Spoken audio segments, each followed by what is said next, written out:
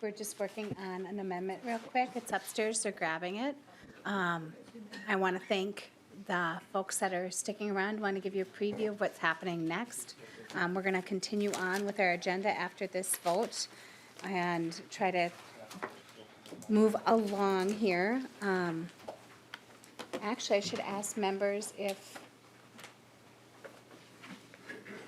so Representative Jurgens is going to be next. Hopefully he's ready with his testifiers here. And then we're going to move to Representative Carlson. And Representative Huot's bill is going to move down to the end. Just those are the only changes.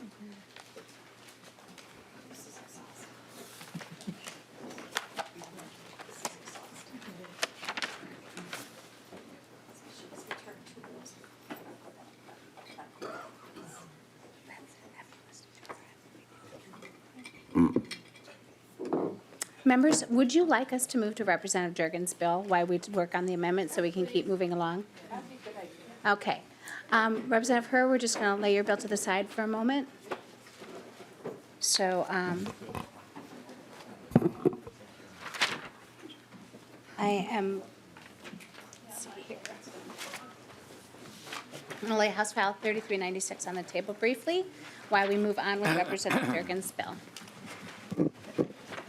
Representative Jurgens, welcome to the committee.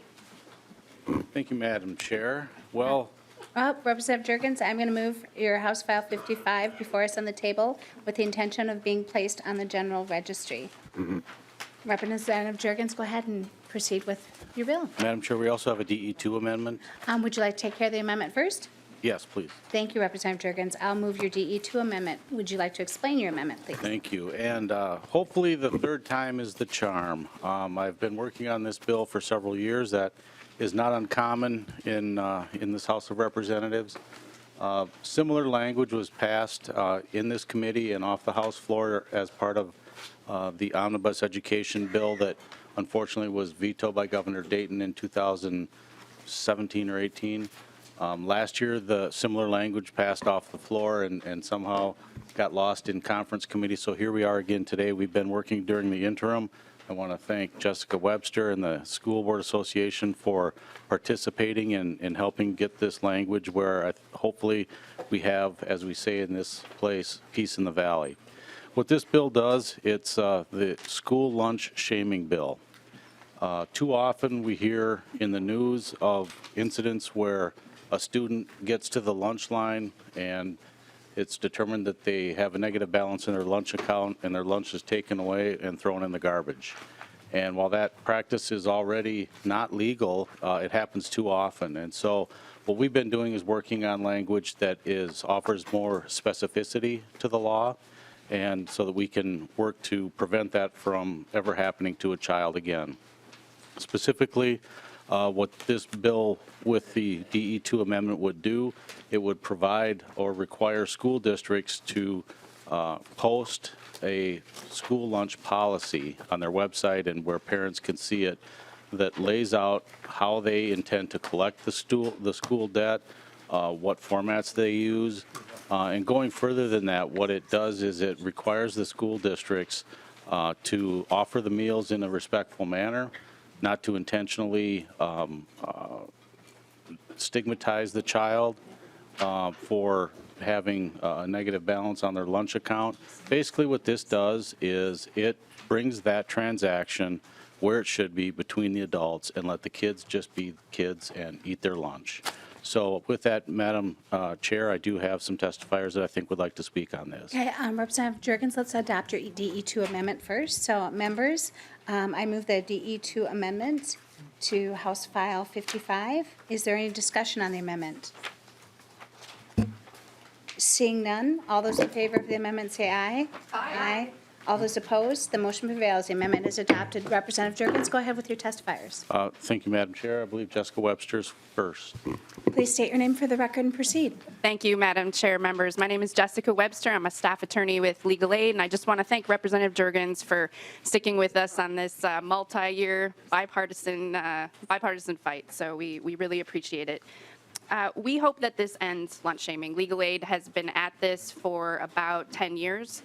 And we hope that this ends this chapter, and we know that while this may end lunch shaming, we don't pretend that this ends rising meal debt, and we're sensitive to the schools that are dealing with that. And you know, our answer to that is that we are cutting off families from free and reduced lunches at about $36,000. So a working parent with 2 children at $36,000 may have a $100 a month lunch bill, and that's why we're seeing lunch shaming and rising lunch debt, is that we have families who are struggling and we have debts that are rising, and this is kind of the first step that we need to take, but we hope to have future conversations about taking that next step.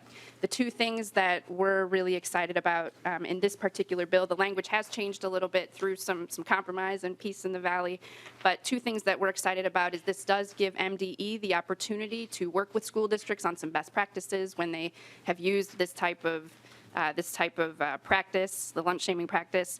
And it also, we appreciate that the Minnesota School Board Association has recognized that there may be some need for training among lunchroom staff and third-party vendors. And so this recognizes that need and acknowledges that need for training, and we appreciate that.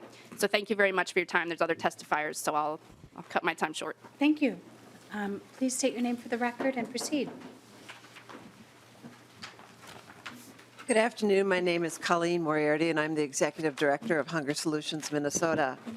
Hunger Solutions Minnesota has been working with Legal Aid since 2008, when this first discussion came forward.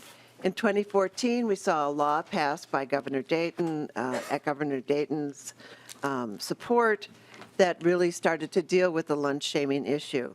Despite the fact that many people felt that that took care of it, it obviously didn't. In 2017, we saw another incident in Stewartville. And in 2019, we saw another incident in Richfield. Those are not isolated incidences, unfortunately. The simple case was the law was not being enforced. Perhaps the appropriate training wasn't available, but we really needed to come forward once again and have some final clarification and real consequences for having this kind of harassment happen to children in schools. This really isn't appropriate for a GoFundMe page. It really isn't the answer to this. The answer to 60 to 70% of the children not being able to, or families being able to afford school lunch is not a GoFundMe page. It's a fact that we need to recognize that we need to look at the ratio of poverty that's being addressed and really move towards universal meals in the state of Minnesota so that every child has the proper nutrition and they're able to learn. I simply believe that this is not a matter of ill will. It's just a matter of not being able to afford to eat in school, and we can't allow that to continue to happen. Thank you. Thank you. Please state your name for the record and proceed. Good afternoon, Madam Chair and members of the committee. My name is Michelle Kofa, and I'm the policy manager at Allies. I'm here before you in support of HF 55, which would do 4 things. 1, require participants of the National School Lunch Program to adopt, post, and implement lunch policies. 2, prohibit participants from denying school lunch to students who qualify for free or reduced lunch despite outstanding balances. 3, require participants to provide meals to participating students in a respectful manner. And lastly, require the commissioner to hold schools accountable for not providing meals to students in a respectful manner.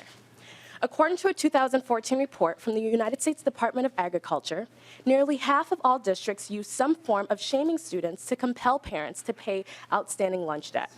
The state of Minnesota is no different. News stories across the state show schools stigmatizing, demeaning, and shaming students for outstanding lunch debt. We believe that HF 55 will put necessary measures into place to maintain the dignity of all of our students as they seek the basic human need of food. In order to prevent practices that shame students for lunch debt, we believe that the communication of student lunch debt should remain between adults. Lines 1.7 and 1.8 in HF 55 requires all communication of student meal debt to be delivered to a student's parent or guardian and not directly to the student. With this provision, students should not be the recipients of any shameful practices to communicate outstanding lunch balances. It's a little past lunchtime right now in most of our schools, and many of us can remember school lunch as being a time to build community with peers. Practices that shame students do the opposite of this. Students are left feeling isolated from their school communities. As adults, we must protect students from shameful practices by keeping them out of the communication of outstanding lunch balances. All students deserve to be treated with dignity and respect despite their ability to afford a school lunch. To ensure this, we must keep the issue between adults and not shame, demean, or stigmatize our students. Thank you to the committee for your time. Thank you, Ms. Kofa, sorry. Kofa. Kofa, thank you. Thank you, Ms. Kofa. Now we have Denise Dietrich. Please state your name for the record and proceed. Thank you, Madam Chair and members of the committee. My name is Denise Dietrich, and I'm here on behalf of the Minnesota School Boards Association. And today I will speak on behalf of the Minnesota School Boards Association, as well as the other usual ed organizations present here in the room. And so we would like to thank Representative Jurgens for bringing forth the DE2. The DE2 amendment is the result of several discussions with bill authors, legal aid, and Hunger Solutions. In all of these discussions, the one principle that we all agreed on is that debt collections and communications should be between adults. This amendment reflects that in Section 5. The other principle that we all agreed on is that every school district should have a policy, which most of our school districts do have policies, should have a policy, and that the personnel, staff, need to be trained on that policy. And this amendment achieves that also in Section 9 of the DE2. So with that in mind, MSBA would like to point out that the language in the DE2 amendment is really an exception to the rule. In that spirit, we say thank you to the school nutrition services staff across the state. And after gathering the most recent 2017-18 data, we see that our school nutrition staff serve 581,582 student lunches each day, 220,350 breakfasts each day, for a total of 801,932 meals per day without incident. As a rule, they do an excellent job, and we want to make sure that they feel appreciated for that. So we hope this approach is proactive, effective, and respectful to students and the school nutrition staff. With that, I will conclude my comments. Thank you, Madam Chair. Thank you, Ms. Dietrich. And I just want to say thank you for the work and coming to the table, and for all of the stakeholders' work on this. I think it's the start of a beautiful friendship, and I know we will continue to work together. So, Representative Jurgens, do you mind if we move to questions, or did you have a quick comment before we do? I'm ready for questions. Members, we have the bill before us. Any questions? No, and I forgot to ask if there's any further testifiers in the audience. I don't think so. Wonderful. Representative Jurgens, quick closing comments. Thank you, Madam Chair. As I believe it was Colleen Moriarty just said, that we started this back in 2014. That was prior to me being in the legislature. So I want to thank Representative Sarah Anderson, who worked on this bill at that time and started this, and actually worked with me initially to help get this started. I told her that this was something that was important to me. And, you know, she asked if there was a personal reason for it. And really the answer is that it should be personal for all of us. It's not personal to me in having a family member that had necessarily gone through this. But I heard from family members. I heard from parents and grandparents that reached out to me every time that this topic came up. Because of this bill, you know, newspapers or TV would call me for comment, and after that, I would get the calls and I would get the emails from parents and grandparents. And, you know, we like to think that this was isolated, and what I learned is that it was not isolated enough. I was doing this for the second grade girl whose brother purchased some a la carte items when he wasn't supposed to, but that put the family's account in the negative, and she was denied a school lunch. I'm doing this for the fifth grade boy with autism who, because his lunch account was negative and his lunch was taken away and thrown in the garbage, he refuses to eat hot lunch and has to take his own sandwich every day because he doesn't want to go through that again. That's why that I'm doing this, and I would appreciate your support today. Thank you, Representative Jurgens. The chair renews the motion that House File 55 as amended be placed on the general registry. Any further discussion? Hearing none, those in favor of the motion say aye. Aye. Those opposed? The motion prevails. House File 55 as amended is recommended for placement and on the general register. Thank you, Madam Chair and members. Representative Herr, if you could come back to the table. We'll bring House File 3396 back up. And I believe the pages will pass out an amendment that Representative Erickson has. And Representative Herr, you have a copy of the amendment, right? I do, yes. I'll thank wait you, for the ma'am. pages to pass out. And make sure everybody has them before we start discussing.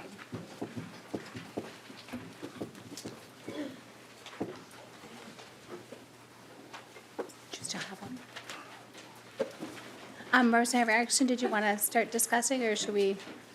No, Madam Chair, thank you for allowing me to do this.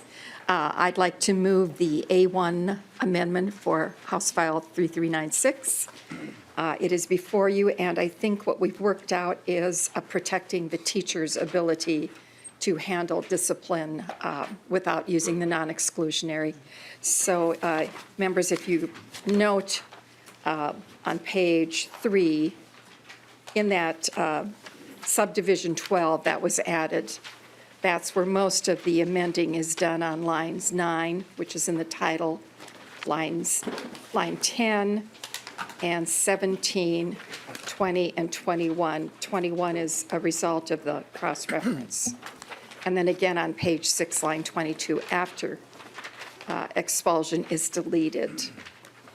And this will allow then for suspensions and expulsions to occur, but also to give teachers authority to be able to handle discipline without having to use an alternative before dismissing, having the district dismiss the pupil from school.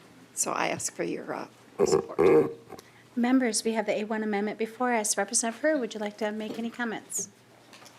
No comments, Madam Chair. I accept the amendment. Thank you. Any questions on the amendment, members? Seeing none, Representative Erickson renews her motion that the A1 amendment be adopted. All those in favor say aye. Aye. All those opposed? The A1 amendment has been adopted. Representative, any other further comments before we move to a vote? Thank you, Madam Chair. Just a couple of quick comments. I really do appreciate the conversation that we had today, and I think that it was really important that it was had. And I just wanted to address a couple of things that did come up during the discussion in my closing, and that is that I don't think that anybody ever said that this is the solution, the end-all, be-all, that it's the panacea. We know that there's no bill that can do that, and I don't know if anybody ever for the bill ever mentioned that that would be the case. And so I just want to make sure that everyone understands that we know that there is no bill that will ever solve a problem as big and as complex as something like this. And I also wanted to talk about the one-size-fits-all around this, comments around this issue is that we are actually giving school districts more tools and leeway to actually address discipline within their classrooms. And so it's actually not a one size, it's actually giving more tools and resources to schools, more tools for them. And so I just wanted to make sure that people understand that we're not saying you can only do one thing and this is the one thing everybody has to do. It's giving people additional options. And there was an issue brought up about documentation and how much this, the onus that this puts on administrators and teachers to do this. And I don't know, for people who aren't people of color, I want to share my experience with all of you, that every single day I document every single conversation. I document date, I document time, I document the people who were in the room. I do that with every conversation. And then especially when I deal with my children, I document times of phone calls, I document if I left a message, I document when somebody calls me back, I take screen prints of when somebody's, because as a person of color, Nobody ever believes me when I tell them that I've done the due diligence, that I have done the work. I do this around medical issues around my children. I do this because everybody always tells me, maybe you didn't look at this right. Maybe you don't understand that your experience isn't everybody else's experience. I get told that every single day. So I know how onerous keeping documentation is, but if I have to do that every single day for every moment, every interaction in my life, I don't think it's a lot for me to ask other people then to have to do the same things. I spend my life documenting. And so I just want to make sure that people understand documentation should not prohibit people. It is the tool that shows us that we are doing what we're doing and that we can prove that, because if you all are asking me to do that, institutions are asking me to do that every day, systems are asking me to do that every day, then it is not a lot for me to ask and reciprocate that and ask people to do the exact same thing. And so I just want to make sure that people understand that in the life of a person of color, we are already doing this. And so I just wanted to make sure I address the documenting as well. And then just around the issues around a few bad apples. It's true, it's just a few bad apples. But I want us to remember that not everybody owned slaves either. And we did create a law that abolished slavery for everybody. We have to remember that we can't pick and choose small pieces and then say just this small piece, because it's really hard and subjective to say who is a good or bad teacher. Because a bad teacher to my child might be a great teacher to a child who is white or from the dominant culture who speaks the dominant language. And so being able to pick out those nuances is difficult, which is why we do things like codify processes and practices into law. And I wanted to just say one last thing around local control and local school districts. There are some local school districts that are doing an amazing job. They really are. And this bill doesn't prevent them from doing that. But we all know that leadership matters.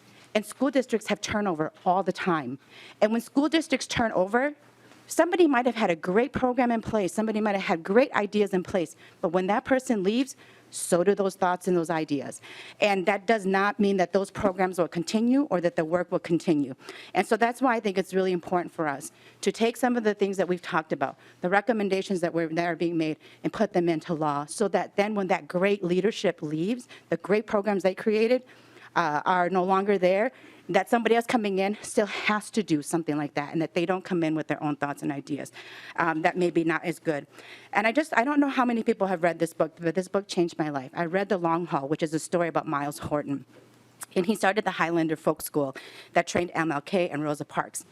I don't know how many people in here really know the true story of Rosa Parks, that we are taught as kids that Rosa Parks showed up one day on a bus and decided she wasn't going to move to the back of the bus. How many people know that as the version of the story that they know? That's actually not true. Rosa Parks was at the Highland School training with Miles Horton and MLK and all of the advocates who've been working on the civil rights movement. She was not actually the first choice to not move from that bus. The first choice was a darker girl. She was a teenage mom, and they said not her. It was a very deliberate action, and that we all then are told it's just one day accidentally we change structural racism. One day accidentally structural racism doesn't change. It takes that kind of planning. It takes that kind of deliberateness in order for us to make structural change. We will be the deliberate Rosa Parks, not the accidental one. That's our role today, and that's what we're going to do with this bill. Thank you all. Thank you, Representative Hurt. The chair renews the motion that House File 3396 as amended be placed on the general register. Do I hear any further discussion? Those in favor of the motion say aye. Aye. Those opposed? The motion prevails. House File 3396 is recommended for placement on the general registry as amended. All right, we did Representative Jurgens. Now we have Representative Andrew Carlson here for House File 1901.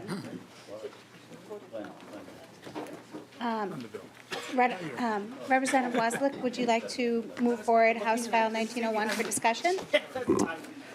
I will move House File 1901 in front of us for discussion. Thank you. Representative, we're going to quiet down, guys. Thank you. Representative Waslick moved House File 1901 before us on the general registry with the intention of it going on the general registry. And then Representative Carlson, I believe you have an A1 amendment, members. It's in your packets. Yes, I do, Madam Chair. Thank you. Representative Carlson, would you like to explain your A1 amendment? The A1 amendment is simply an author's amendment. Oh, sorry, Representative Carlson, I'll move the A1 amendment for you. Go ahead. Thank you, Madam Chair. Yes, it's simply an author's amendment, and would be appreciative if someone would move that for me, please. Can you just quick describe what it does? I think it's just technical, but Yes, it is technical. So this was a bill that was originally drafted last session and is being brought into current terminology. It does delete a reference to a program that no longer exists. Other than that, that's what the amendment does. wonderful. Members, we have the A1 amendment before us. Any further discussion on the amendment? Seeing none, all those in favor say aye. Aye. All those opposed? The A1 amendment has been adopted. Members, we have House File 1901 before us as amended. Representative Carlson, you have testifier. Please state your name for the record and proceed. Yes, thank you, Madam Chair. Representative Andrew Carlson, yes, I do have a testifier with me today. This is Tara, and we'll be getting to her story shortly. But first, if I may make some opening remarks. Yes, Representative Anderson, sorry about that. Or Carlson, sorry about that. Thank you, Madam Chair.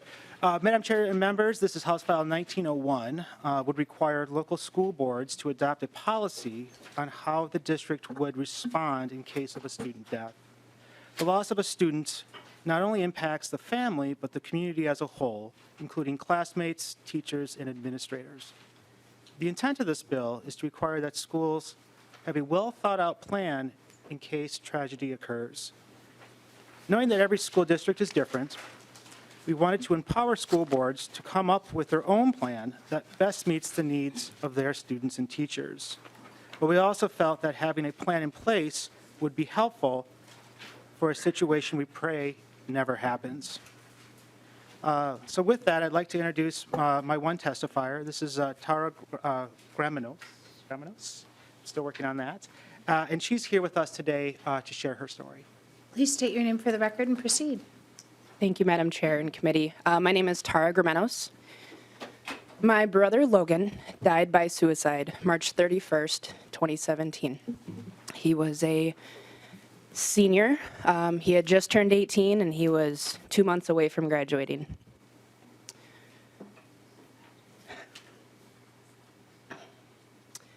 Logan is the youngest of 5. I'm the middle and the only girl. And there's a rite of passage that exists to watch your child or your sibling walk across the stage at graduation, and that was stripped from us. So I asked the school if my siblings and myself and my mom could walk the stage at Logan's graduation and accept his diploma on his behalf. I was told no. I asked for an empty chair. I was told no. I asked for a flower or a picture frame on that chair. I was told no. I asked for a mention in the program book, a page in the yearbook, a plaque on the wall, something, a moment of silence, something to memorialize my brother because his life mattered. I was told no. And in fact, the principal told me, it's not all about Logan that day. There are other kids that are graduating, you know. Yes, no, I'm well aware. I'm well aware that there are 900 other families that get to watch their child walk across the stage, and we don't, but thanks for the reminder. So I went to the school board and I went to the superintendent to see if there was any changes that could be made before June 2nd, 2017. And they said no, because simply it hasn't been done before and there just was no policy. So I started calling other schools around the state, big schools, little schools, public, private. I wanted to learn what their policy was. And the common theme that I saw was, you know what, I guess we just don't have a policy. I guess it just depends on whoever is principal at the time. And so came the idea of this bill. I don't want families to go forward with this experience and have their experience based solely on whether the principal wants to do right by the family, or in our case, they just don't. So that's where I came up with the idea behind this bill, and I appreciate your time. Thank you. Thank you, Ms. Gramenos. Very much appreciated. We also have an additional testifier here. I think we have Kim Lewis that has signed up.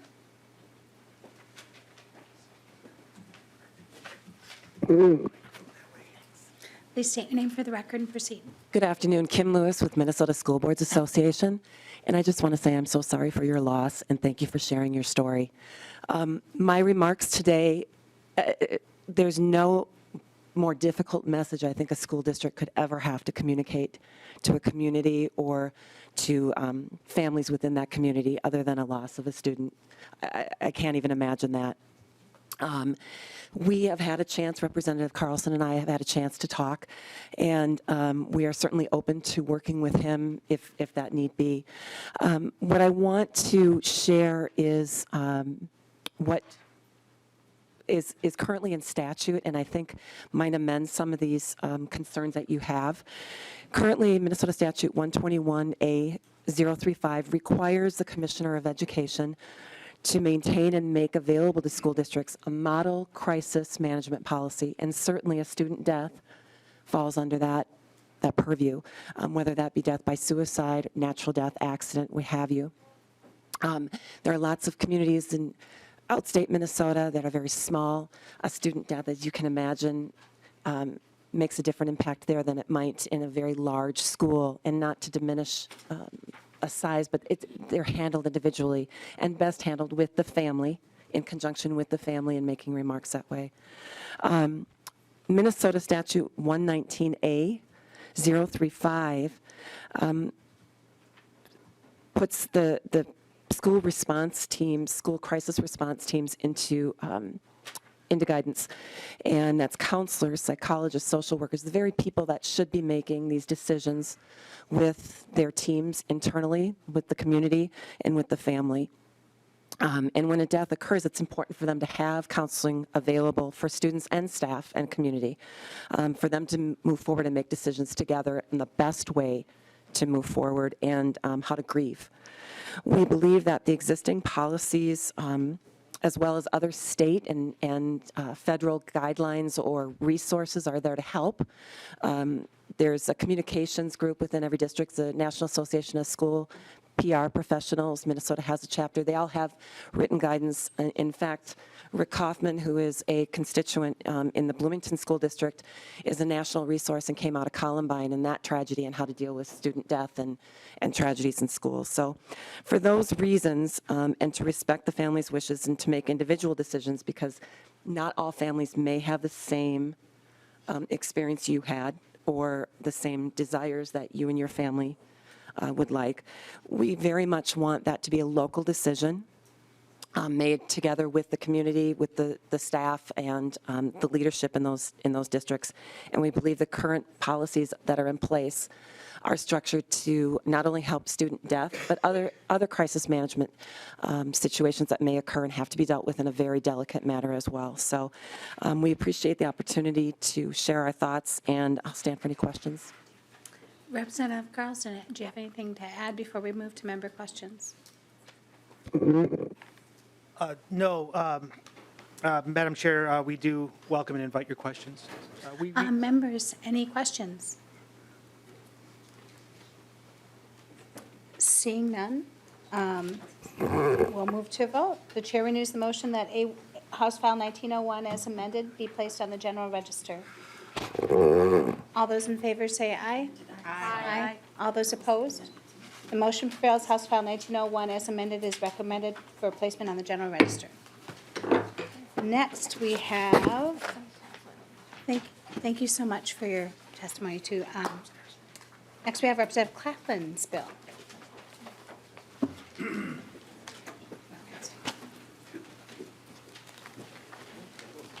Good afternoon, Representative Claflin. Sorry that we're a little delayed today. Members, we have Representative Claflin here with House File 244. Representative Jordan, would you like to move House File 244 before us?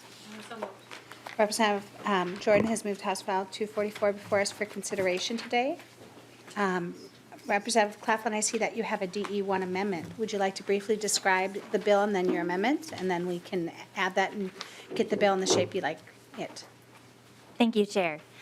Yes, I have two amendments. The first is the DE1 amendment. This brings the language of the bill as introduced into the same form it was in the omnibus bill last year. This is some language that has been worked out with the Minnesota Department of Education and with the Department of Health. Thank you, Representative Claflin. I have just been noted that I made the wrong motion here. Representative Jordan, would you like to? Sorry. Move that the bill be referred to Health and Human Services Finance. Thank you. Representative Jordan moves that the bill before us be moved to Health and Human Services Finance. Sorry, I have lost in my notes here. Representative Claflin has explained the DE1 amendment. Members, are there any questions on the DE1 amendment?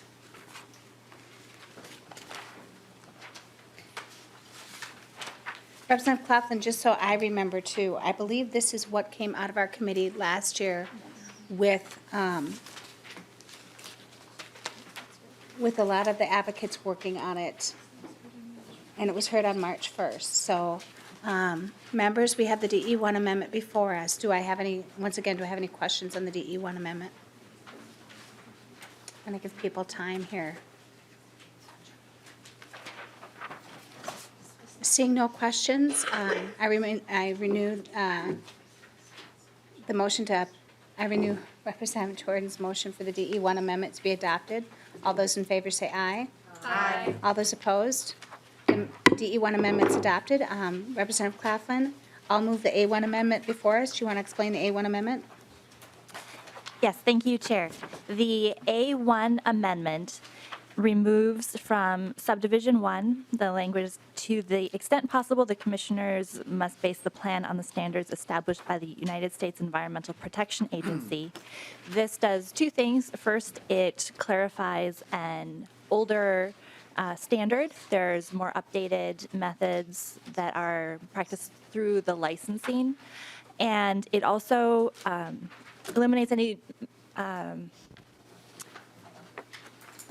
inconsistencies within the bill, because the Environmental Protection Agency would allow school personnel to do testing without a license.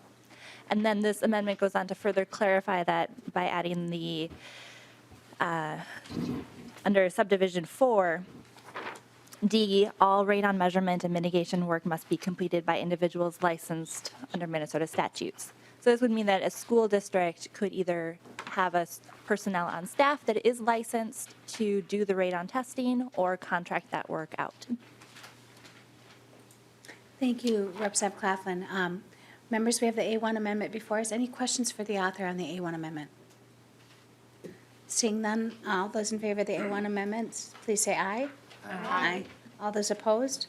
The A1 amendment's been adopted. Now the bill is in the shape that the member would like. Representative Claflin, it doesn't look like you have any testifiers for today. I was asked to not bring any testifiers that's right. today, but there are folks in the audience if there are any questions. Maybe we'll do that too, just to so that people can get caught up with what we discussed last year, because sometimes, I know my memory is foggy. I know a lot of folks worked on this language as it was moving through the process. So is there anyone in the audience that would like to come down and have any comments? Mr. Downham had worked on it, but I don't see him. Anybody else would like to come down? Well, Representative Claflin, I don't think, I'm going to go to member questions then. Members, does anybody have any questions? Nope, okay. Oh, Representative Kunesh-Podein. Thank you, Madam Chair, and thank you, Representative, for sharing this with us. This bill also allows the districts to have a personnel on board who is licensed to do the radon test. Do you know, are there many districts that already have those, somebody licensed within their district to do this? Representative Claflin. Chair and Representative Kunesh-Podein, I'm not sure how many districts do have somebody currently licensed. Perhaps somebody from the Department of Health could talk about the licensing process. Mm-hmm. It is probably more likely that a large school district would pursue that. This bill would have them test once within every 5 years, so it's not a frequent test that would be required. But if they have many buildings, it may be more efficient for them to be licensed than to contract that work out. Okay, thank you. It looks like you have somebody that has moved to the table to possibly answer that question. Please state your name for the record and proceed. Good afternoon. My name is Dan Tranter, Tranter. I am the Indoor Air Unit Supervisor at the Minnesota Department of Health. Go ahead, Mr. Tranter. Madam Chair, Representative, at this time, I would need to check to see if we have any school staff that are licensed. I don't think we have any school employees that are currently licensed, but we do have many private contractors in the private sector who are licensed to conduct radon testing and mitigation in schools. Thank you, Mr. Tranter. Representative Scott, you had a question. Yeah, thank you, Madam Chair. And the bill last year, as it left the House floor, had some information or an amendment that was added that said that the results of the testing must be made public, so the parents and so forth would know. And I see that language has been removed from this version of the bill, and I just wondered if the author might want to comment on that, why that was removed. Representative Claflin. Thank you, Chair and Representative Scott. Thank you for refreshing my memory on what happened on the floor. There were a lot of pieces moving at that point. The bill language includes in line 119 through 121 that a school district that has tested for the presence of radon must also report the results of its testing at a school board meeting. So that information would be public, but I can take your suggestion to the next committee and clarify that further with another amendment, making sure that it is publicly reported. Thank you, Representative Claflin. Thank you for pointing out that it's going to another committee, since I almost screwed that up. So, Representative Scott, you said you had a follow-up? Yeah, I do. And just to refresh your memory, the after the comma, well, they put a comma after the word meeting on line 1.21, and then the rest of the language said, make the result of the testing available to the public for review and notify parents of the availability of the information. And this might be even something that could be put on a school's website, a link to it. Might also be kind of an inexpensive but effective way to get that information out to the public. Thank you, Madam Chair. Thank you, Representative Scott. Representative Claflin, it sounds like you're willing to entertain that as it moves to the next committee? Yes, thank you. Wonderful. So, members, we have Representative Claflin, do you have any further comments? Yes, just a few brief comments that this is a simple bill that would go a long way to reducing exposure risk in our children. Radon is the leading cause of lung cancer among non-smokers, and radon is very easy to test for. It's very easy to mitigate when we do find these problems. So this is something that would be very straightforward, and having this as a requirement would let our schools actually go through the process of completing the testing. Only about a third of our schools have done radon testing within the past 10 years, and we need to make sure that all of our schools are safe for all of our students.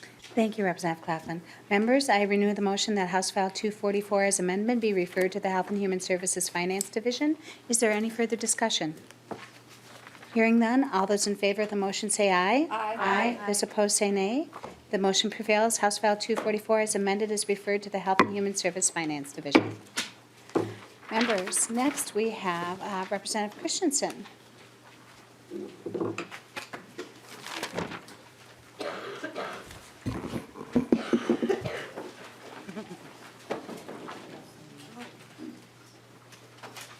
Representative Christensen, would you like to move House File 3123 before us for consideration today, with the intention of it going to the General Register? Yes, Madam Chair. Go ahead and make the motion. Representative Christensen. I move House File 3123 to be placed on the General Register. Thank you, Representative Christensen. Want to move it before us with the consideration of moving to the General Register. Okay, perfect. So the bill is before us right now, and I believe you do have a DE1 amendment. Yes, I'd like to move the DE1 amendment. Thank you, Representative Christensen. I want to briefly describe, I think the DE1 amendment, we'll just get it before us because then you can have all the testimony on it. It is going to be what we're discussing. So we'll just move that first. So members, we have the, Representative Christensen moves the DE1 amendment. Any questions on the amendment? So we have the DE1 amendment before us. All those in favor say aye. Aye. All those opposed? The motion prevails. The amendment is adopted. Now the bill's in the shape you'd like. Proceed with your testimony. Okay, well, thank you, Madam Chair. Thank you, members. I'm a retired teacher, but I'm also a retired high school cross-country running and track coach. And so this is a bill that I think is important. We all hear the news stories often about sudden cardiac arrest, things like that that are happening with kids. So this is really a simple, non-controversial bill in which we will add within the concussion statute, we will add in some recognition training for cardiac problems in student athletes. Roger Aronson of the Minnesota High School League has agreed to this, and that's the training and the posters and things like that in the school will be generated by the High School League. I would like to introduce some special folks here. Gail Schoonover is with the Play for Patrick Foundation. Oh, I'm going to start with Diane because she's already here. Am I doing this tonight? Yeah, Okay. yes, Representative Okay. Christensen. So this is Diane Dockin. This is who came to me and asked me about this bill.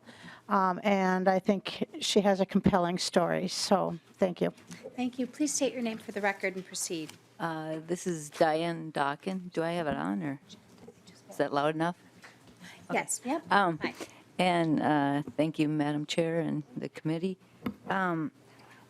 So just to do a little short, my son was 17 years old, and he was healthy, soccer player, trumpet player, Boy Scout, smart student, and he was going to be a senior. And so then, yeah, he had the arrhythmogenic cardiomyopathy.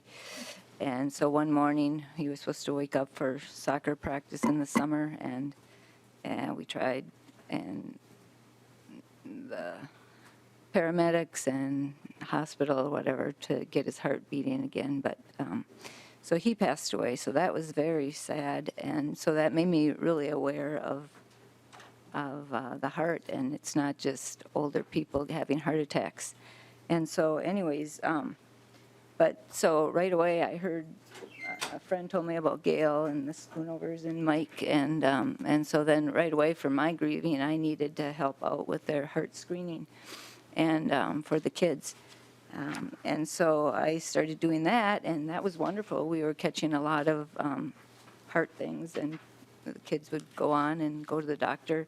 And but then I just felt like I was still hearing so many other kids dying, and so I wanted to go on further for the state of Minnesota.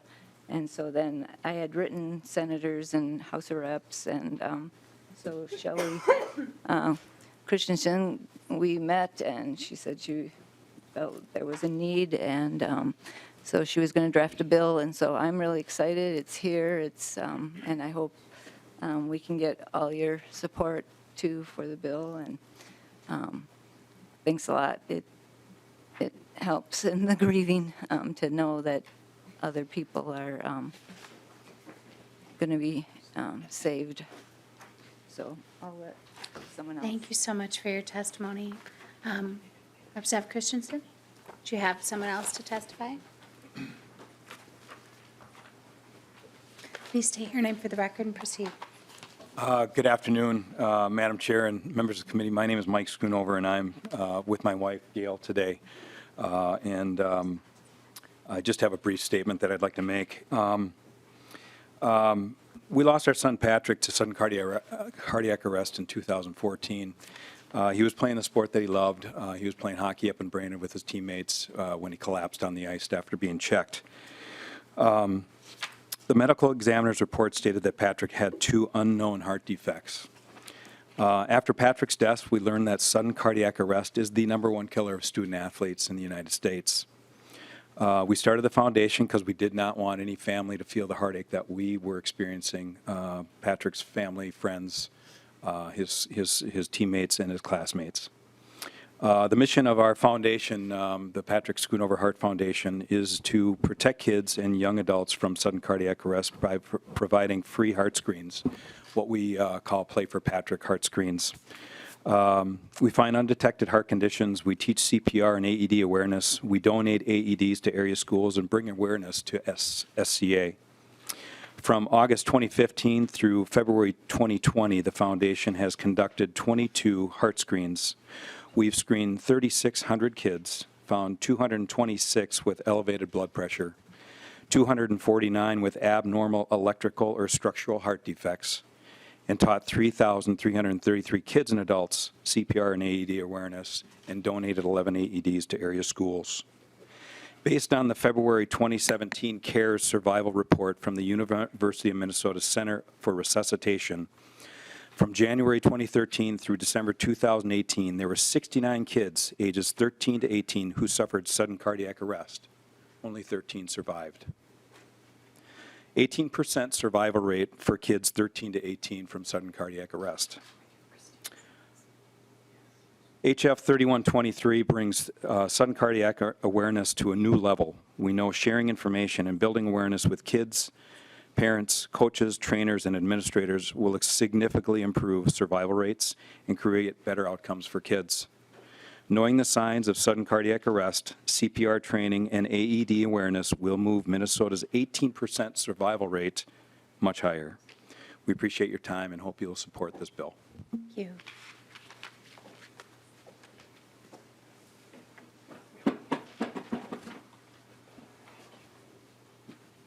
Please state your name for the record and proceed. Oh, Representative Christensen, you had something to?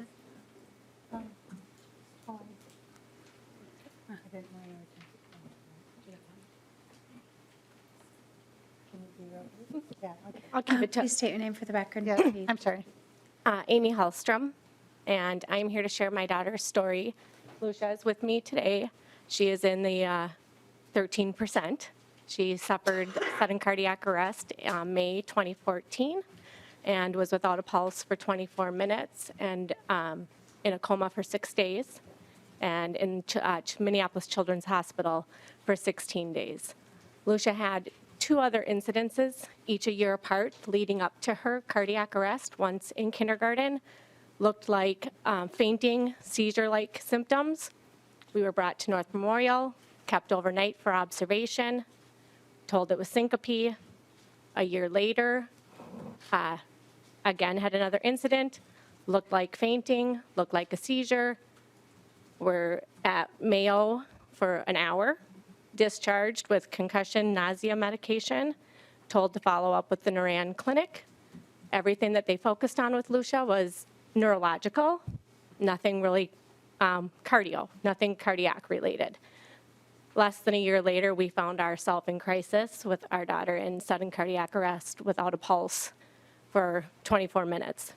CPR, AED from a Maple Grove police officer is what really saved her life. If we knew then what we know now about symptoms and signs of cardiac arrest, I strongly believe the third incident, the crisis incident, could have been prevented. So I'm hopeful that we can train coaches, train those people in charge of high school sports to look for signs, look for symptoms, and make sure that our athletes are playing safely. Thank you for your time. Thank you. And I wanted to thank Ms. Stock and the Schoonovers for sharing such personal stories. I'm so very sorry for your loss. And Ms. Hallstrom, thank you for sharing. And Lucia, I'm really glad you're with us. So Representative Christensen, did you have anything else to add? Okay, or? thank you. I have one more to testify, if you don't mind. Roger Aronson from the Minnesota High School League. Afternoon, Madam Chair and members. My name is Roger Aronson. I represent the Minnesota State High School League. We support this bill, and we want to thank Representative Christensen for working with us on this. Representative Poppy had input into this language as well. The parents have suffered significant tragedies. We're in a really good position to actually do the things that are identified in this bill with our coaches training. We have the ability to do that. So we're going to do everything we can to see that the bill gets passed and that we launch on the type of training that the parents here are asking us to do and that Representative Christensen wants us Thank to do as you, well. Mr. Aronson. Yeah. Anybody else in the audience? I don't think so. I know Representative Scott, you had a question? Really just kind of a comment, Madam Chair, and I want to thank Representative Christensen for bringing this bill and for the advocates that showed up here today and for your work in this realm. I'm probably one of the lucky ones. When I was very young, a new doctor in my small town detected a heart murmur in my heart, and I ended up having surgery. In fact, they went in through my back and I have a scar from here to here, 26 stitches, and they went in and tied a valve together. It was called a patent ductus arteriosus, and it's a valve that's supposed to close when you're an infant, and mine didn't close. And they said had they not caught it, that I would probably be one of the victims of this. I probably wouldn't live into my 20s. And so, I understand now there's an injection that they can do that closes that valve, which is remarkable. And then my brother's best friend in high school died in wrestling practice one day, and from cardiac arrest. And of course, that was before the days where AEDs were around and all that. So I'm super thankful for the way technology has come about, and for the folks. I'm sorry that very, very, very sorry for your loss of your children. And but thank you for doing something positive to make sure that it doesn't happen in the future to more kids. Thank you. Thank you so much, Representative Scott. Representative Christensen, final words. So I too would like to thank my testifiers.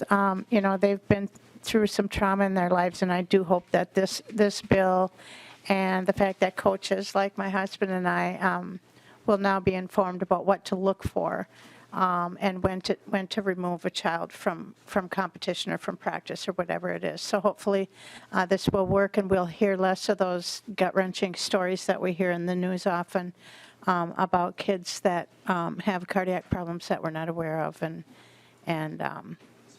So I just hope that you support the bill. Thanks much. Thank you, Representative Christensen.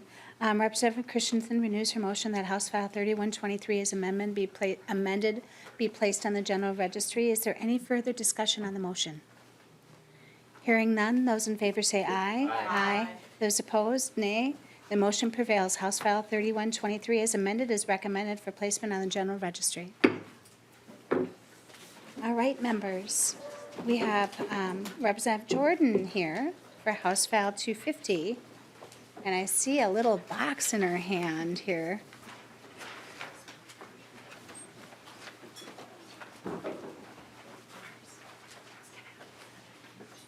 Representative Jordan, what have you brought us? Madam Chair, members, hi. I have brought some cookies from a bakery in Northeast Minneapolis, Sarah Jane. They're very famous for their donuts. So when you're in Northeast Minneapolis, if you're going to brave our urban turkeys in Audubon Park, it's well worth a visit for donuts. But I figured since it is later in the afternoon, I would bring some cookies. So please help yourself to some cookies that were baked this morning. Here, we'll just set them on the end of the table and people can pass them. It looks like we have lost our page momentarily. So, Representative Jordan, you have before us House File 250. Would you like to move your bill to be would you like to move your bill? Yes, I move House File 250 to be re-referred to the Education Finance Division. Representative Jordan moves House File 250 to be referred to the Education Finance Division. The bill's before us right now. Representative Jordan, would you go ahead and like to describe your bill and then go to your testifiers? Yes. Madam Chair, members of the committee, thank you for having me here today and for hearing House File 250. This is a bill to prevent sexual assault in Minnesota. This is a bill about safety, but this is also a bill about respect. This is a bill that teaches young people about establishing and navigating relationships with other individuals. And this is a bill that clarifies what affirmative consent is for teens as they navigate those relationships. Affirmative consent is defined in this bill as affirmative, conscious, and voluntary by all parties. It is something that can be revoked or removed by any person at any time. Any past relationship or previous consent given does not constitute consent in the present. And a person cannot give consent if they are incapacitated. Here is what House File 250 is not. This is not a bill that mandates curriculum. This is not a bill that encourages any behavior. This is not a bill that punishes any individual, but seeks to prevent sexual assault before sexual assault occurs. Members, when I hear assault and consent discussed, I often hear the debate centered around women or girls, but this is a bill for all genders. All young people should feel safe. All young people deserve to know what respect and relationship looks like. And all young people benefit from knowing what consent is. People under the age of 30 make up the majority of sexual assault victims, according to RAINN. And 15% of all reported sexual assaults in the United States happen to individuals from the ages of 12 to 17 years old. And 1 in 10 of those victims is male. 80% of sexual assault victims have sexual assault committed by someone that they know. So you're about to hear from some of our testifiers about the importance of teaching young people about affirmative consent and how teaching it will prevent sexual assault in the future. Unfortunately, Ava is a high school student and was unable to make it today. So I think we're going to start with Adriana from MnCASA and then end with Abby, who is a survivor advocate. Thank you. Please state your name for the record and proceed. All right. Thank you, Madam Chair and members of the committee. I am Adriana Perez, the Prevention Program Coordinator at MnCASA, the Minnesota Coalition Against Sexual Assault. Prior to my role at MnCASA, I was an advocate for victims and survivors of sexual abuse, intimate partner violence, and family violence. MnCASA is a statewide coalition of over 65 member programs, allies, and survivors. MnCASA is here today to support House File 250 and to thank Representative Jordan and co-authors as this committee for advancing this conversation. Consent education and consent skill development is an important strategy for preventing sexual violence and harassment. In fact, the CDC supports consent education as a form of teaching skills such as healthy relationships, healthy sexuality, and empowerment as an evidence-based practice for sexual violence prevention. There's more to consent education than simply knowing the definition and asking for a yes or no. Consent education is about learning how to have conversations with others and develop communication skills that allow us to ask for what we want, feel empowered to say no, and to respond when others tell us no. Consent education provides opportunities to define one's boundaries, how to uphold those boundaries, and how to respect others' set boundaries. We must give youth tools to understand and actively practice these consent-based skills. The more youth learn about what consent is and develop the skills to practice consent, the healthier all their relationships will be throughout life. This includes dating relationships, friendships, family relationships, and future colleagues. Providing consent education within schools is the most effective and efficient way to reach the largest amount of youth. If consent education becomes a state requirement, we are far more likely to reach the majority of Minnesota youth. We also need consent education to be streamlined across the state so all students receive the same messages around and knowledge of consent skills. We navigate questions of consent constantly within our daily lives. You all just consented to possibly having a cookie, right? And so these skills transfer in our daily lives and all of our relationships. Providing consent education is one step towards healthier, thriving communities. The more we know, the better we can all do. Thank you for your time. Thank you. Next testifier, just come forward, state your name for the record and proceed. Hello, my name is Abby Honnold, and I'm here to talk today from both the perspective of a sexual assault survivor and someone who now talks to youth about sexual assault. I was sexually assaulted in 2014. I was 19 years old. And when I reported, I had such a poor understanding of consent that I explained to the responding officer that I only reported because the sexual assault occurred 2 times.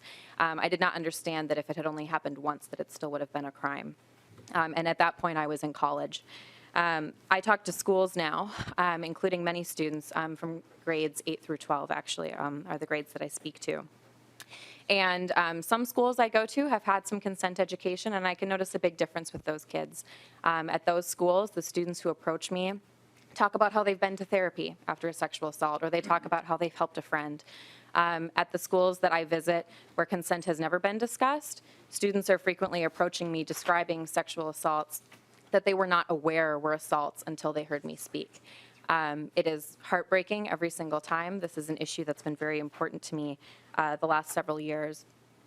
because I believe that while we all agree that responding to sexual assault is extremely important, that's an area I'm involved in as well, I do not think that we give enough attention to prevention for sexual assault. I can't count the amount of survivors that I've talked to who have been involved in ongoing long-term abusive relationships who realize as an adult how much that would have changed if they had received some curriculum surrounding healthy relationships or consent. We all want to increase the rates of reported sexual assaults. We know that sexual assault is severely underreported, and we can't expect youth in particular to do that unless they're given the tools and the language to understand their own experiences. Thank you. Thank you, Ms. Honnold.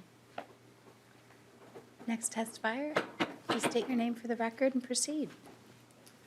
Good afternoon, Madam Chair and Committee. My name is Kim Lewis with the Minnesota School Boards Association.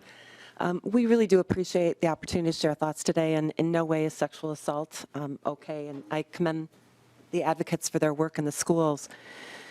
As to this bill, and we have not had a chance to talk with Representative Jordan about it, we just have some questions and are concerned with some parts of it and wanted to just get that on the record. We're not sure what the definition of a program is. If it's not a curriculum that was mentioned in earlier testimony, what is a program and how does that look? How is that embraced in the school districts? The bill calls for an in-service training for appropriate district staff. Who is the appropriate district staff? And school board members, how are those folks picked and why are they picked? And what would they need to be trained on specifically within that program, and to what level? The language is a little unclear as to where we draw the line. What is the district responsible for in developing and implementing in this program? And then it mentions the service cooperative. If a district doesn't have a member service cooperative, how do they get that assistance in developing and implementing this program? MSBA believes that we understand the intent of the bill and agree with that, but we believe that there are currently benchmarks also addressing this in current curriculum, and just pulling out some of the messages in those benchmarks. They address in evaluating refusal messages and their effectiveness in maintaining one's personal sexual limits, and to advocate ways students could effectively communicate their limits and ways to respectfully respond to others. We heard that word respect a number of times in testimony. We believe districts should have the ability to teach consent in a locally adopted way through health, social studies, or other teaching methods or curriculum, and to do what's best in their communities. We hope that we can continue to work with the author to better understand the components and reach consensus, and we appreciate your time today. Thank you. Thank you, Ms. Lewis. Members, anybody else in the audience that would like to testify? Just, we've got a list going here, okay? And otherwise, Representative Jordan, we'll have you stand for questions here. Representative Bierman. Thank you, Madam Chair. Thank you, Representative Jordan, for bringing the bill ahead. You know, we talk a lot about teaching our youth life skills in all ages of, making them successful beyond high school. And this essentially is a wellness bill, health. It's about teaching information and giving young people empowerment. And I seem to view it as every bit as important as math, reading, and science. We should be teaching young people to be able to negotiate their path in this interpersonal relationships as well. It's every bit as important. And so I want to thank you for bringing the bill forward. And I know from listening to the school district group, they have those concerns, which a lot of people in this room have the concerns about what we're actually going to teach. So there's the crux. But what I saw the other day when we were looking at curriculum overview, health had no curriculum schedule of what's included. There was no standard, and I think it's one of the biggest gaps in our education system, especially when these issues pertain to the youngest generation, and it's because we have these gaps. So the sooner we can fill that with factually correct information about, every aspect of human relationships, the better we will all be. So thanks for bringing the bill forward. Thank you. Yep, Madam Chair, can I address that? Yep. Representative Jordan. Madam Chair, Representative Bierman, I think you're right, and that's why I would love to work with the School Board Association on this bill. I want it to be a bill that works for everyone, so we do have this training for our students and young people in our schools. I also just wanted to point out that this doesn't, include any sort of this is curriculum or standards, but instead lays out tools for districts to develop their own programs for what's appropriate for their community, teaching this affirmative consent and working with the Commissioner of Education on that. Representative Scott. Thank you, Madam Chair. I do have a couple of questions. The first one would be, and it's kind of was already touched on, is why is this in an area of statute that doesn't address curriculum? And it's a program, and I'm not really clear on the difference in when and whom will teach this kind of a program. Representative Jordan.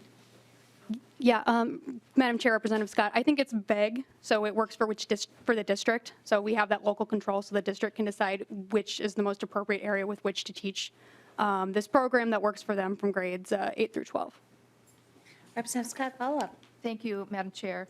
I think maybe it might be a little bit too vague, but I also had a question on 1.13 and 1.14. You talk about the what is going to go into the planning and the execution and the input to the program, and I don't see any parental input listed here, and I just wondered if you accidentally left that out or if you intentionally didn't put anything about having parent involvement.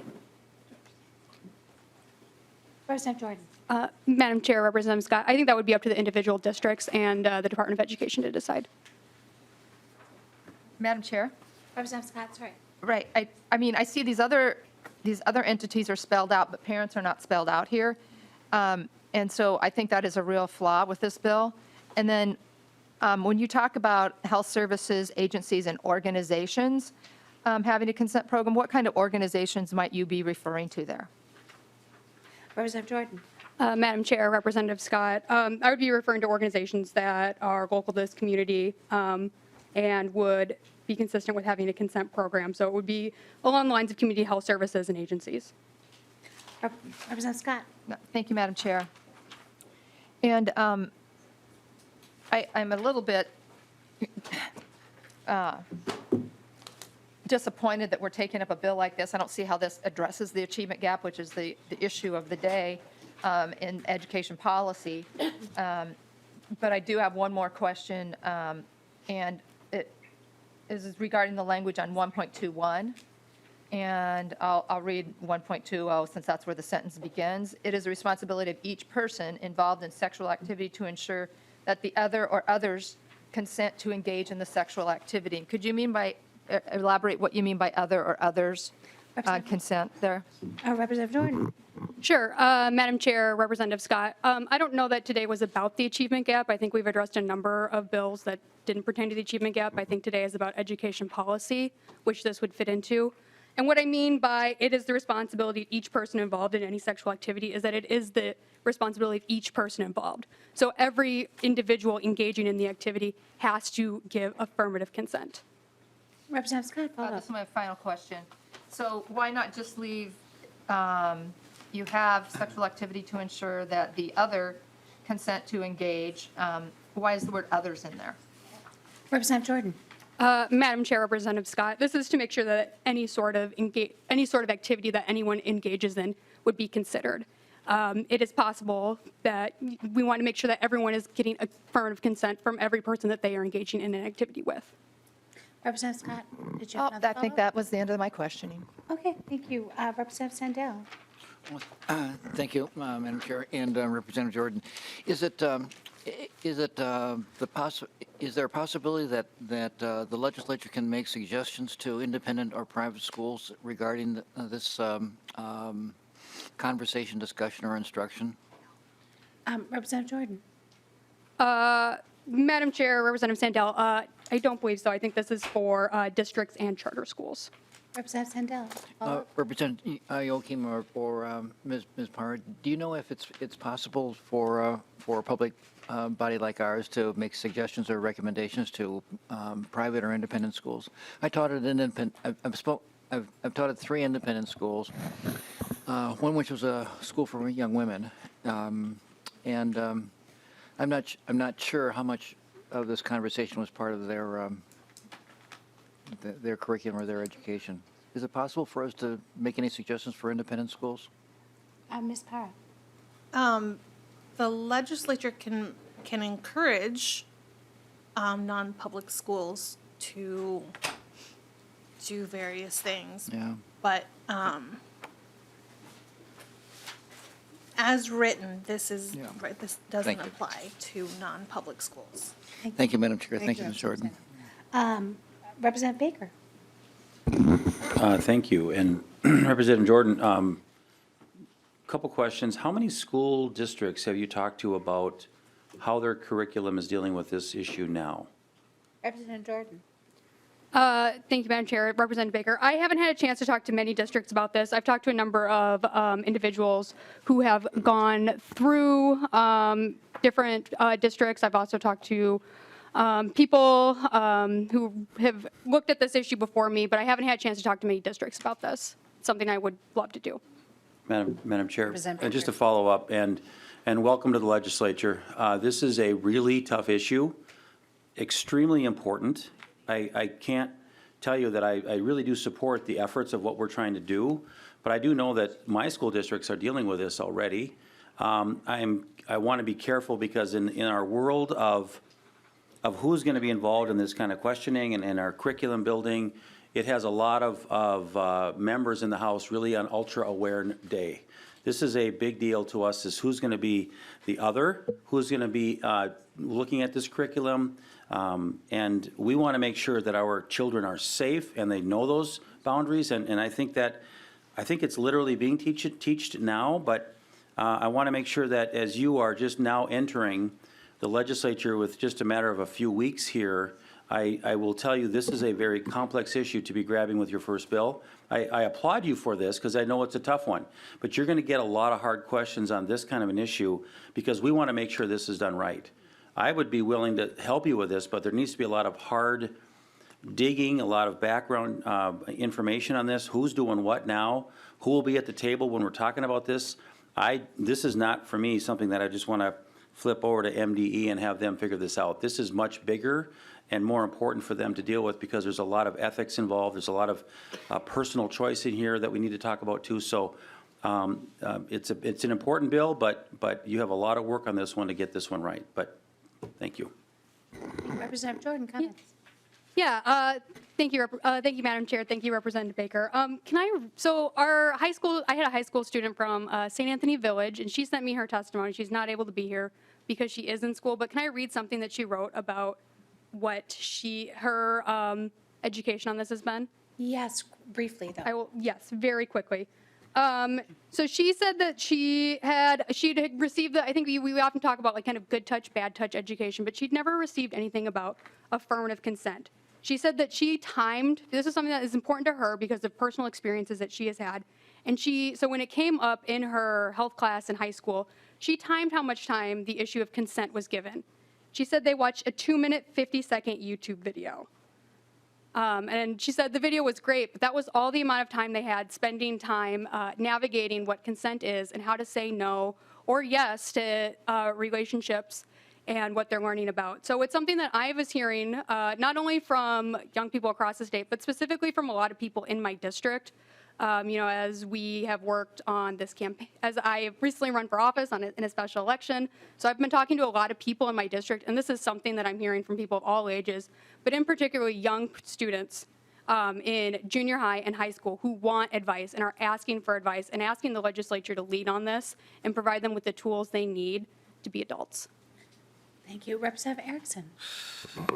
Thank you, Madam Chair. Representative Jordan, this is a mandate, you know. This is a mandate. You're telling each district they must have a program, and in statute, program is curriculum. Just so you know, that's a statutory reference. So when you get to the definition of consent and talk about in lines 19 through 21 about responsibility, some of these students are eighth graders.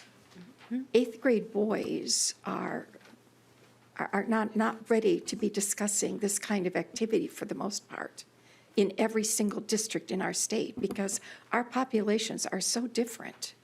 You get out into rural Minnesota, and in my experience in teaching, which I did a little bit of in middle school, eighth grade boys are very shy and girls dominate, and it's going to be very embarrassing. So, age appropriate, I know you've got that phrase in there, but I would just really question that. And then we're going to be enablers as policymakers in that we're saying that when this curriculum is being presented, these lessons are being taught by whomever, that these children, and they are children, might have sex multiple times in one setting because you've got other or others' consent. And then you go into lack of protest or resistance. And personally, I have some other ways that I would resist that I would also recommend. And then finally, why is this not a positive approach, teaching respect? So that what we're teaching our boys and girls is that when they come together to have a sexual relation, this is going to be something very intimate and very special, which should be saved for marriage, by the way. But if it occurs before that, they need to know that that's going to be a very enduring experience, and it will leave an indelible footprint on the life of that child.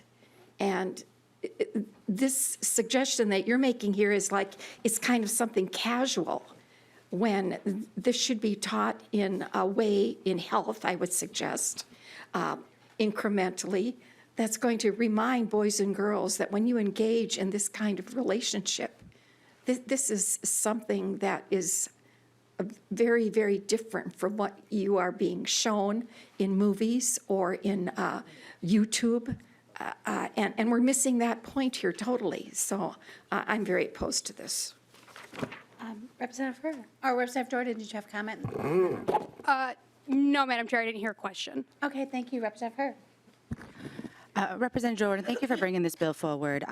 I think that as a parent, when I have a 20-year-old and 16-year-old, I've been teaching respect for a really long time, and I don't think that it's not the lack of teaching respect that is causing these issues that where we need to now define and try to put some of this into law here. Can you tell us a little bit, Representative Jordan, and if you can maybe just help confirm this or help me maybe get a better idea around this, but I've heard that the average age that children are engaging in sexual activity is actually at 12 years old. It's very young. It's well before 8th grade. And also around new thinking around children thinking that oral sex is not sex, but that, and so there's all of these different ways of thinking about what sex and touching and appropriateness of being together. Like there's different thoughts and ideas amongst young people. Can you just give us a little bit of thoughts? And I might have missed some of this testimony if you gave it ahead of time, but maybe just give us a little idea of why we have to do this now, and if there are times that are different now, which is creating the need to have to do some of these things. Representative Jordan. Sure. Madam Chair, Representative Herr, one thing about this bill is that it doesn't actually say anything about what sex is. It doesn't say anything about what these activities are or what is age appropriate. The only thing that this bill addresses is the idea of consent and why consent is important and why it's important, and this bill only addresses how we are avoiding perpetuating sexual assault. So this isn't a bill that teaches anything about any particular behavior or what is or is not appropriate. This is a bill that teaches what affirmative consent is and makes it so that young people know what it is and why it's so important to both give and receive this if this kind of activity is something that you are choosing to engage in. Okay, thank you, Representative Jordan. Representative Kunesh-Podein. Thank you, Madam Chair, and thank you, Representative Jordan, for assuming this on your very first year here.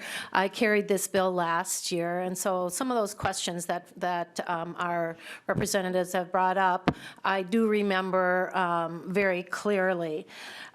This is a life skill. I am a middle school teacher, and if you think that kids aren't having sex, then you're so out of step with the world. And if you think that every person or every religion disavows sex outside of marriage, again, think about the reality of today. You think of how many people back in your day, how many girls in your high school got pregnant outside of marriage. This isn't anything new. This has been going on since the world began. And if you don't think that kids are doing this at a younger age and it doesn't happen out in rural Minnesota, or that girls are the ones that are, bringing it on to the boys, again, so out of touch with the world. Just 1 minute. So a question about speaking with how many students or how many schools. I spoke with probably a dozen different school districts, and yes, they did have questions about how this would look, but I did not find any that pushed back from that. In fact, before I came to session this year, I spoke with my health teacher, because I had originally planned to take on this bill once again. And I asked her, is this a difficult thing to put into the health area? No. Would you be comfortable teaching it? Yes. If you were not comfortable, how would you take care of that? There are programs out there, such as the Annex or other organizations that are very sensitive to this issue and do an excellent job that school districts can comply with. Because you are able to choose whichever program you would like to have for your school, that is the choice of the school and the school district. If parents do not want their children to receive this kind of education, they have the choice to opt out, just as they do with health care or with health, with reproductive information and curriculum. The other thing is that I have been very active with our governor's youth council. Last year, they asked me to present this bill to them, and they ran it like an entire committee.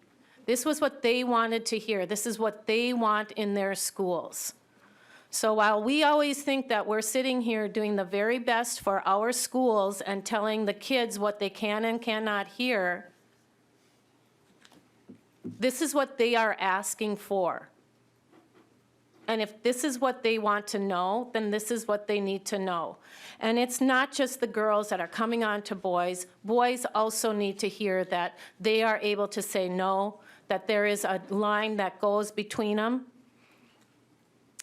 We had that national case with Kavanaugh. That happens too often. And I speak from experience.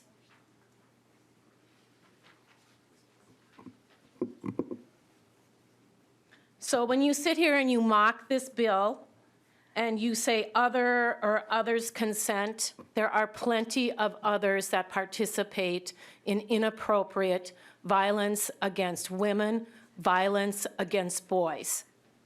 And when somebody doesn't stop it, they are as complicit as any other person. Representative Kunesh-Badin? So I am done, and I would like to thank you once again for sharing this bill. Representative Kunesh-Badin, I know this means a lot to you, but I would just want to remind members that we're going to be respectful in committee. Representative Scott. Thank you, Madam Chair, and I really can't let some of these comments go unanswered. And I don't think anyone around this table is denying that the kids are having sex. I don't think that's the question. We're just questioning whether this is the right approach to teach consent. And secondly, on Judge Kavanaugh, there was never any evidence. In fact, one of the women that was the accuser came out later, and it was proven that she was lying. So don't use Judge Kavanaugh as an example when it comes to this issue of consent, please.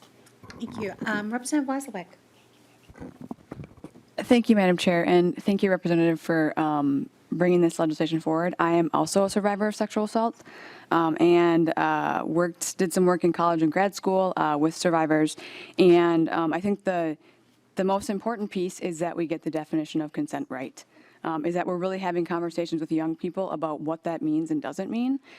Because when I was working with survivors, this was the question. This was why people were blaming themselves for what happened to them, for what someone else did to them, was because we don't talk about consent.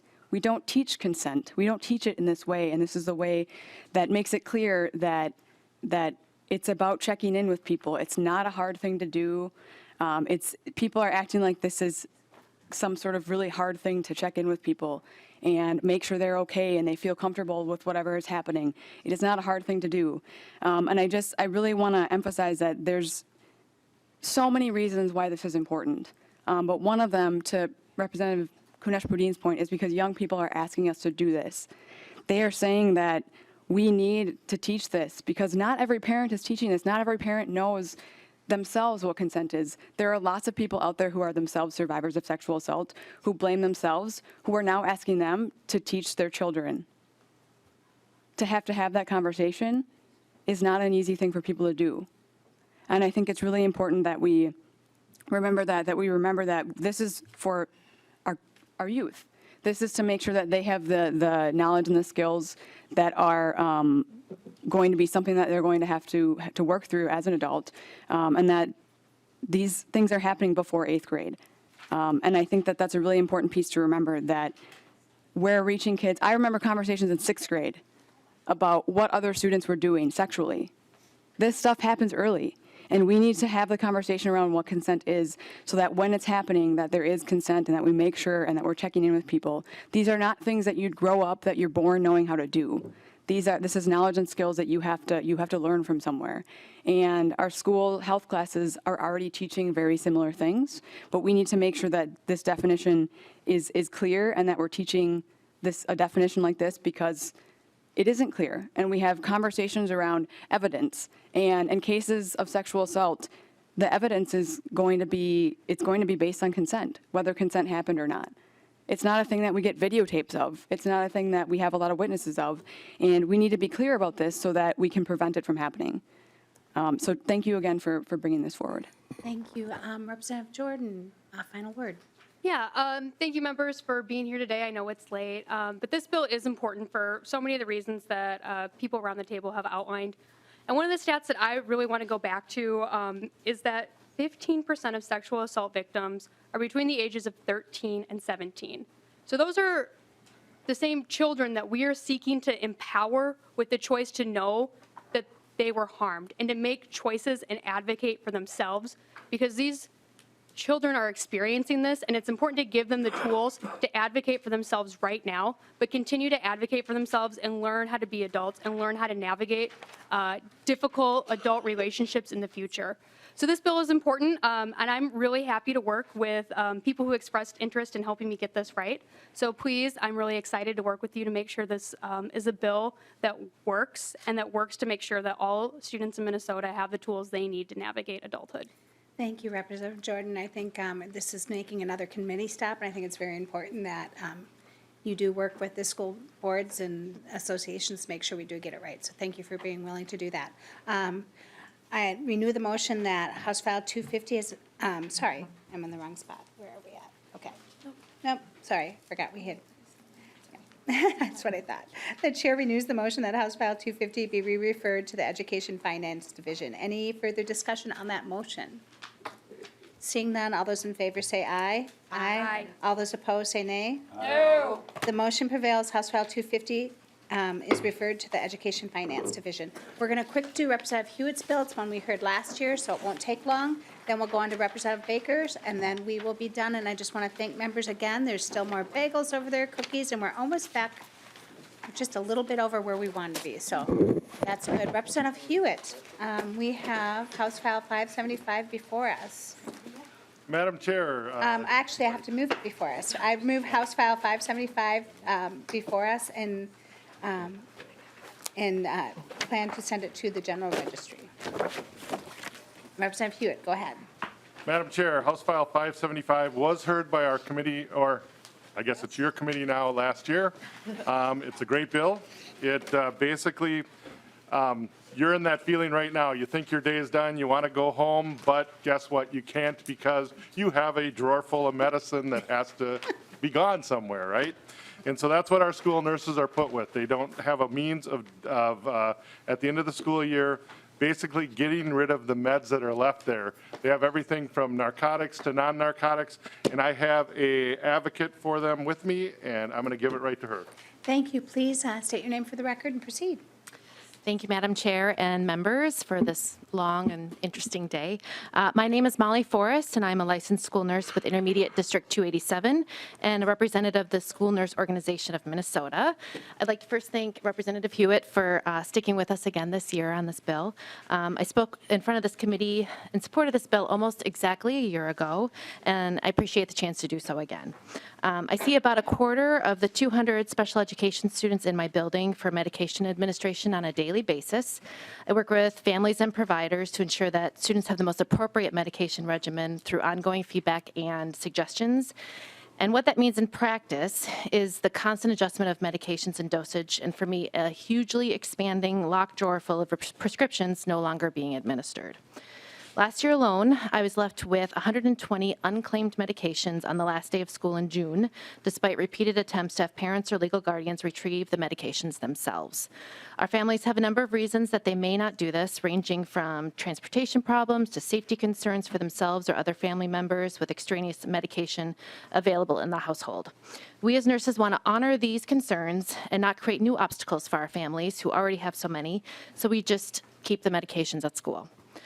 But any collection of unclaimed medications, even in a locked drawer in a locked office, poses a potential safety risk to students. The collection grows, and we are left to just do our best. If the bill in front of us were to pass, myself or another designated district employee would be able to transport 2/3 or more of those medications without relying on the families. As it stands, I can't even transport the expired Tylenol in my cabinets. Support of this bill will alleviate at least some of the burdens on all the parties, families, districts, and the licensed school nurses they employ, while still ensuring proper disposal. And by significantly reducing the amount of medications in those drawers and cabinets, this law can do a lot to promote the safety of students. Thanks. Thank you. Representative Hewitt, we'll go to member questions real quickly. Any member questions? Oh, no, okay. Representative Hewitt, final word? What a good bill. Have a good weekend. I renew the motion that House File 575 be recommended for placement on the general register. Any questions on the motion? All those in favor say aye. Aye. All those opposed, the motion prevails, and House File 575 is recommended for placement on the general register. Final bill of the day. Representative Baker.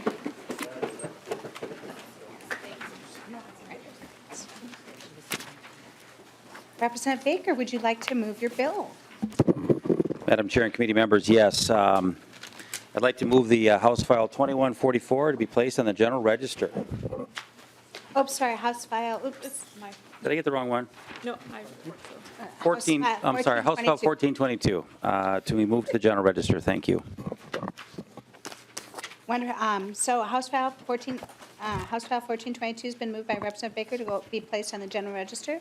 Representative Baker, would you like to proceed with your testimony, please? Yes, and thank you, members, for being here so late. This is a bill we also heard last year, and I'd like to actually present an amendment to you, Madam Chair, that actually makes the bill better. It's to my to our work after having the bill heard here last year. We were working with the School Nurses Association. We made some changes. So I'd like to include the A1 amendment, Madam Chair. Representative Baker moves the A1 amendment. Any discussion on the amendment?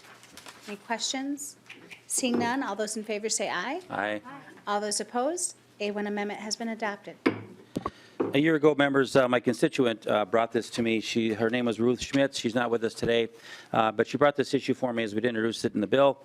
Ruth had shared with this committee last session throughout elementary and high school. She was responsible, really, for teaching her teachers how to respond to seizures.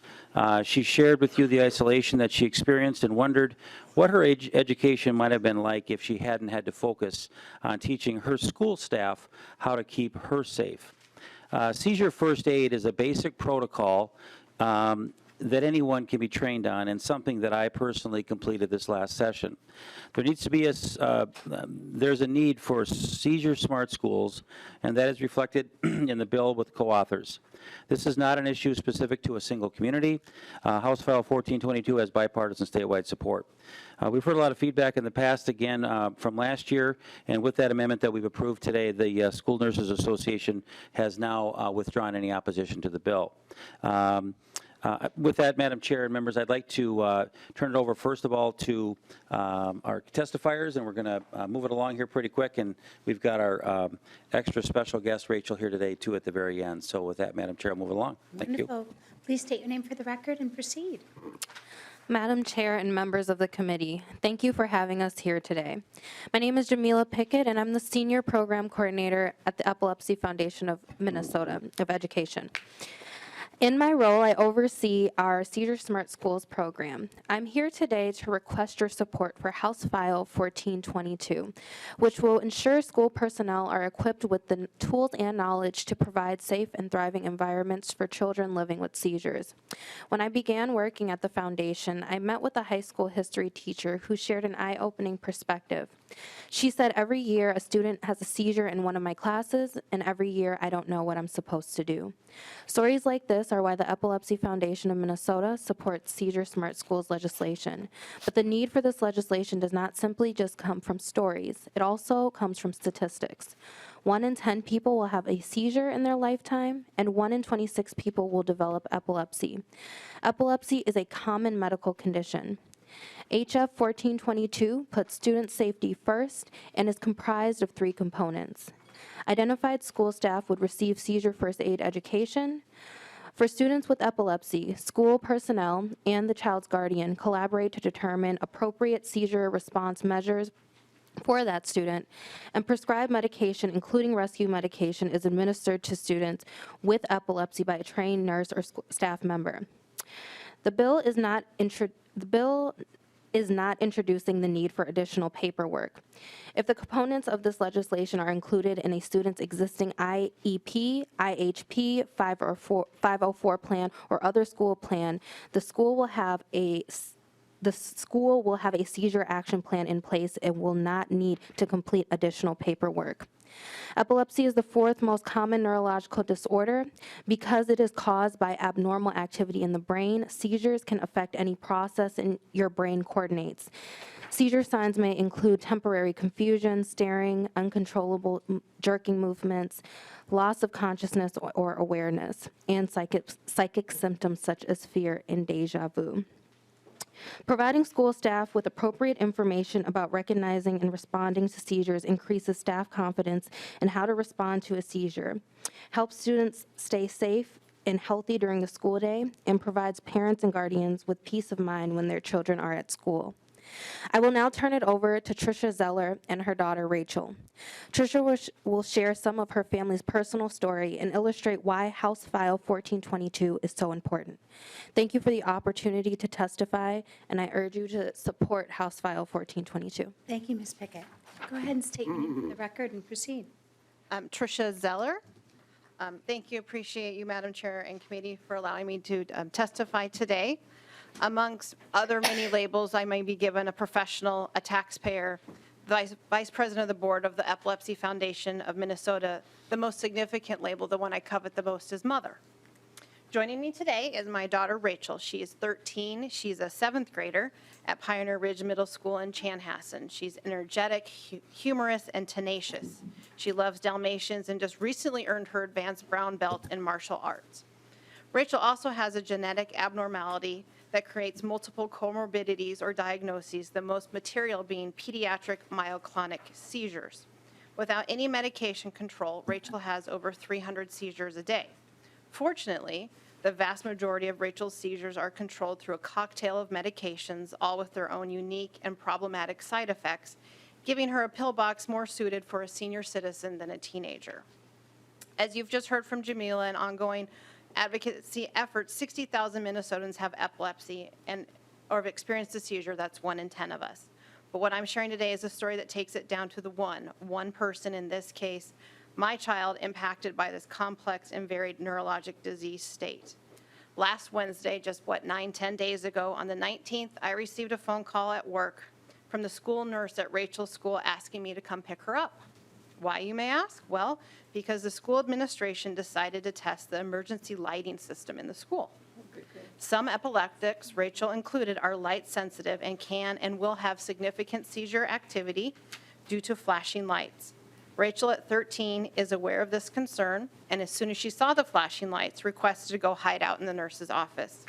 The nurse, who although is compassionate and engaged with Rachel, mainly due to Rachel's deep, deep love of Band-Aids, did not have the training or knowledge of what to do with the multiple children in her office, all epileptics, all reporting either not feeling well or scared of pending seizures. And the best course of action was to send Rachel home. Thankfully, Rachel did not have a seizure at school last Wednesday, but next time we may not be that lucky. I do not want to come before this committee in a year and refer to this legislation with the title of a child's name, a child who died at school due to a seizure because no one knew what to do, very similar in the creation and naming of the Alex Smith Emergency Insulin Act. Today, you can choose to be proactive, you can choose to be smart, and you can lead your colleagues to support HF 1422 and enact this legislation protecting all of Minnesota's students. If Seizure Smart Schools saves one child, it saves the world. If one Minnesota's children receiving the proper emergency treatment and care when a seizure happens, it is worth it. This is not a partisan issue or concern.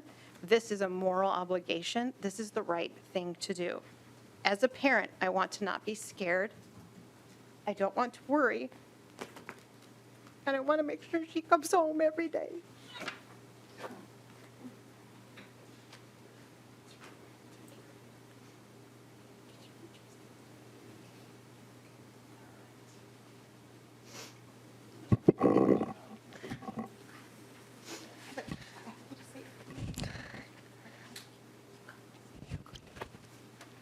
Go ahead, Rachel, whenever you're ready. Thanks. Thanks, madam. Hello, my name is Rachel Zeller, and I'm 13, and I'm in 7th grade. I have epilepsy. I take lots of pills every day to help me not have seizures, but I still have them. I wish they would just go away.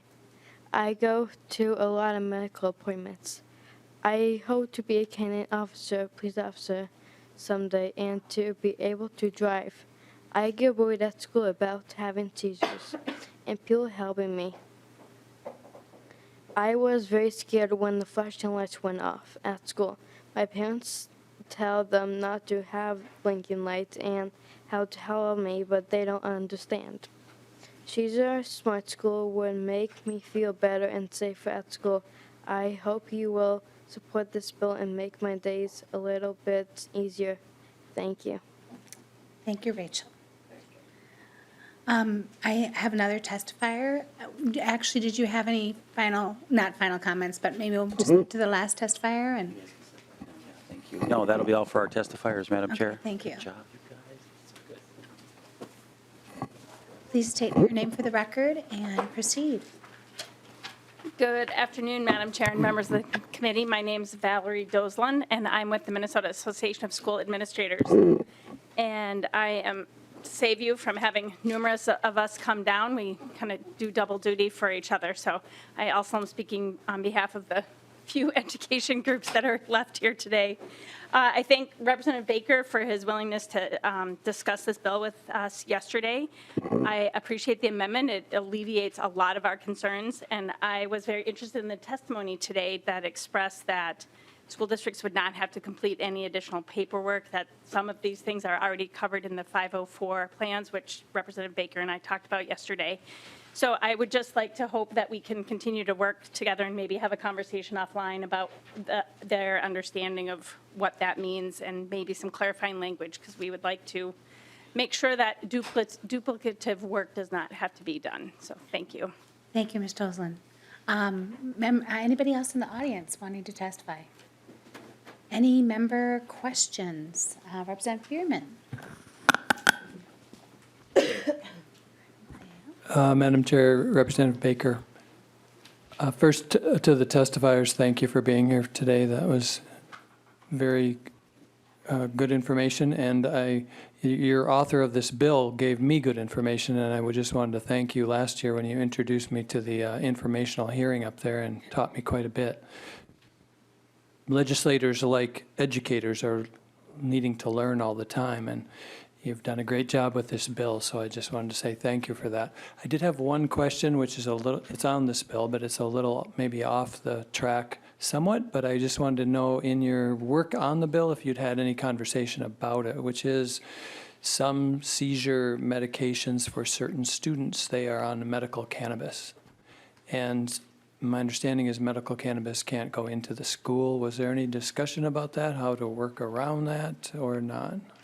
Representative Baker.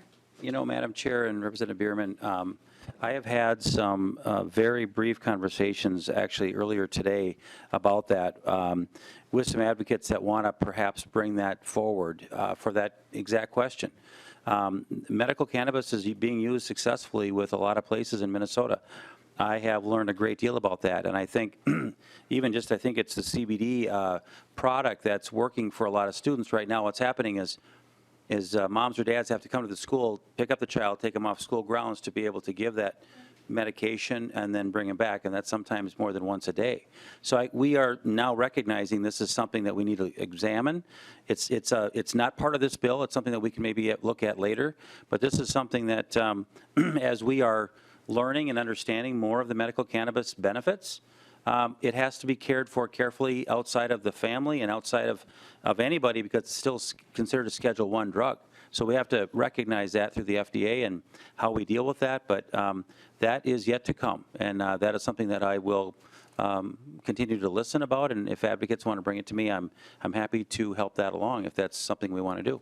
Thank you. Thank you. Thank you, Madam Chair. Any further questions? Members? Representative Baker renews his motion that House File 1422 as amendment be placed on the general registry, and I know that you'll work with the folks that still have some concerns before we move forward. Is there any further discussion on the motion? Hearing none, those in favor say aye. Aye. Those opposed say no. The motion prevails. House File 1422 as amended is recommended for placement on the general register. Members, we have our regularly scheduled meeting on Monday at 2:30, or sorry, Tuesday, not Monday, regularly scheduled meeting on Tuesday at 2:30 p.m. in our same room here, and I just want to thank you for hanging in there with us. There will also reminder, we just have committee on Tuesday and Wednesday next week, and then on Friday, the House is doing an education symposium all day that everyone is invited to. Look for stuff in your email boxes very soon on that. With that, members, we are adjourned.